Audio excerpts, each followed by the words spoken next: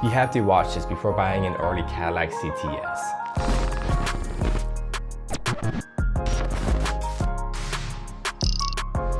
We're gonna go over the numbers, performance, visuals, its price, and finally the most important is reliability and common issues on the Cadillac CTS from 2003 to 2007. Built in the US with a goal to compete directly with the BMW 3 Series and the Mercedes C-Class, GM had its hands full. The car is heavier and bigger. The CTS was offered with a 3.2-liter V6 with either a 5-speed manual or an auto with 220 horsepower. In 04, GM added the 3.6-liter V6 that has 255 horsepower and a 6.5 second 0 to 60.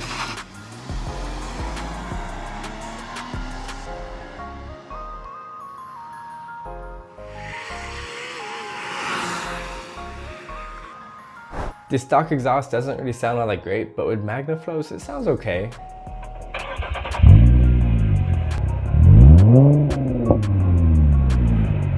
2004 was an interesting year and GM added the V. Yes, the CTS V, which is basically a Corvette with 4 doors that has 400 horsepower from its 5.7-liter LS motor, which only came with a 6-speed manual, but has an impressive 4.9 second 0 to 60.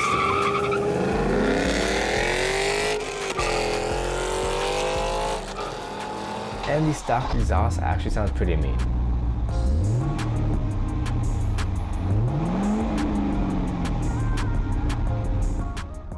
In 05, GM added the dual 2.8-liter V6 with 210 horsepower on the bottom end of the spectrum. 2006 rolled around and GM said the 5.7-liter LS6 wasn't enough for the heavy CTS V and stepped in the 6.0 LS2 motor that was in the 2005 Corvette.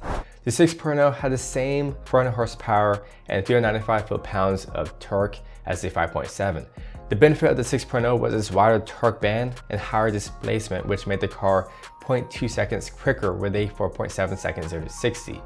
Larger is always better here in America. Instead of trying to shed the weight of the Cadillac CTS V, let's just throw in a bigger motor. I can live with that.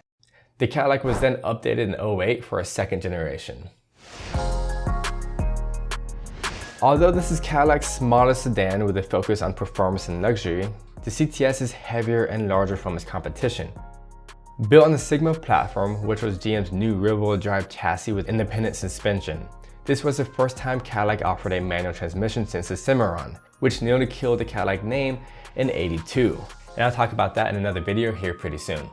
The CTS is a smooth riding car and isn't nearly as capable as its competition around the corners. Yet it's still powerful with a 3.6-liter V6 that many owners explain as very responsive and extremely fun to drive, and with simple modifications can handle surprisingly well. But if you want performance out of the box, you can't help but not to gander at the CTS V.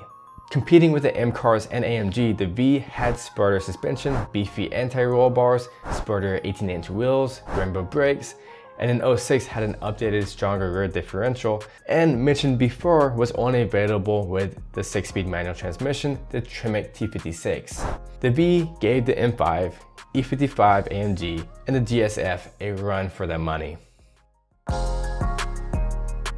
This was the time I started to fall for the CTS. Its simple, hard lines, aggressive, and still modern look struck me. The front end is much different from any car on the road. The boxy look appeals to me. The CTS V got updated bumpers and grille and 6-lug wheels instead of the 5 on the base. The CTS, simply put, is a beautiful car.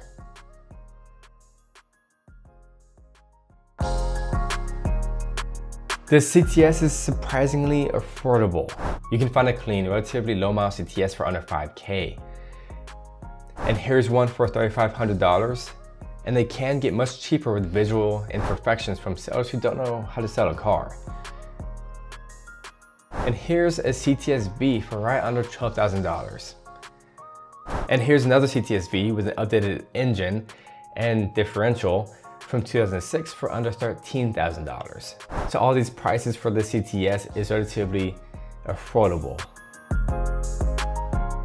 When you're looking at any car, you should do your research and look up the common issues and reliability so you don't get yourself in a pickle and you know what to look for. And the last issue I talked about is pretty important. The steering wheel position sensor can go out on the CTS models. the car stops randomly and has the ABS or stability track active message on, then the sensor most likely needs to be replaced, which will require you to pull the steering wheel.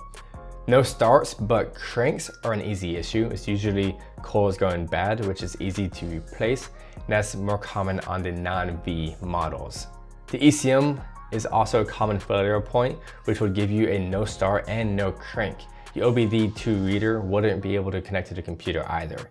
Semi-easy fix, just requires you to fork out a couple $100s for a new refurbished ECM.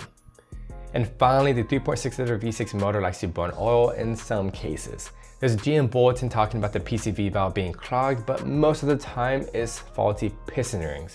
A good way to find out if the engine is burning oil is to check the history. If the catalytic converter has been replaced under 200,000 miles, then most likely it's burning oil. On the CTS-Bs, the rear diff does have an issue with whining. So if the rear diff is whining, look somewhere else or expect to replace that diff before grenades. Even with the oil burners, if you keep the oil topped off, these CTSs could last well over 220,000 miles. It's all maintenance. The same people who mentioned their high miles cars have done a timing chain service as well, around the 200,000 mile mark. One person I found had to replace the transmission around 210,000 miles, and he said it was mainly due to the fact that he just simply didn't replace the transmission oil as the maintenance specified. Going to the V, the LS motors are notorious for lasting a very long time. Extremely reliable. Want to learn more about the Audi A4? Check out this video. This is Chris. Always appreciate and respect everyone. I'll see you in the next video.